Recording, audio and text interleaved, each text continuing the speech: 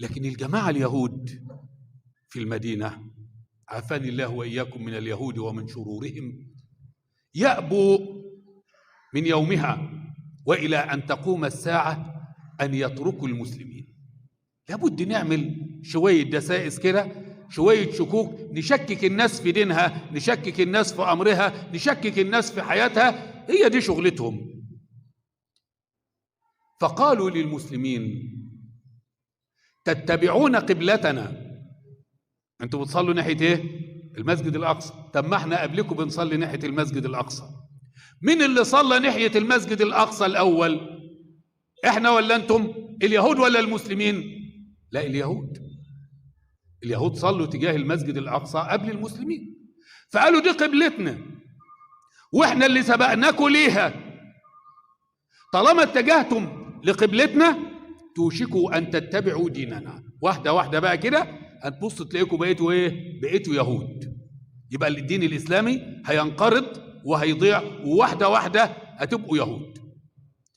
هذا الامر كان يغضب المصطفى صلى الله عليه وسلم، وكان يغضب كثير وكثير جدا من المسلمين، وخاصه المهاجرين اللي هم اهل مكه.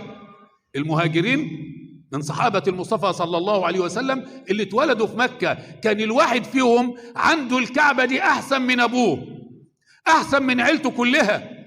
امتن عليهم الحق سبحانه وتعالى بهذه المنة، قال سبحانه: فليعبدوا رب هذا البيت. انتوا مش بتحبوا البيت؟ بتحبوا الكعبة؟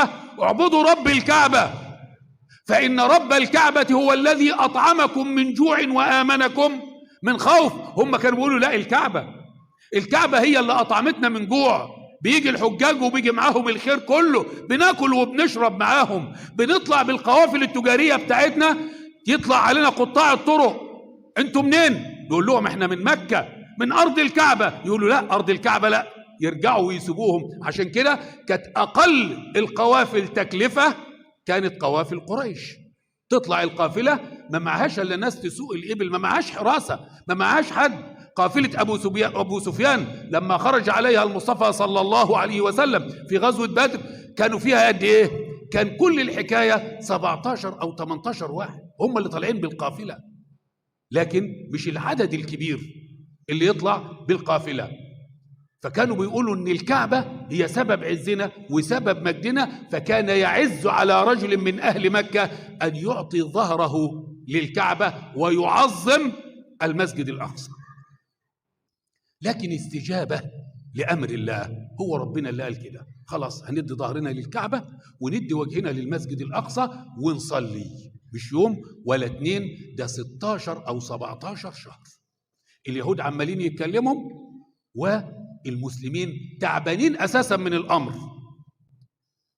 فالمصطفى صلى الله عليه وسلم كان يقلب بصره في السماء يتمنى، ولكن حياء من ربه لا يدعو.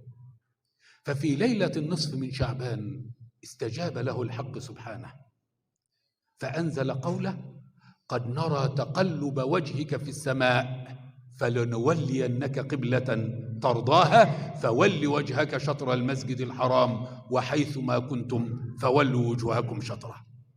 سبحان الله. خلاص استجاب ربنا سبحانه وتعالى للرسول صلى الله عليه وسلم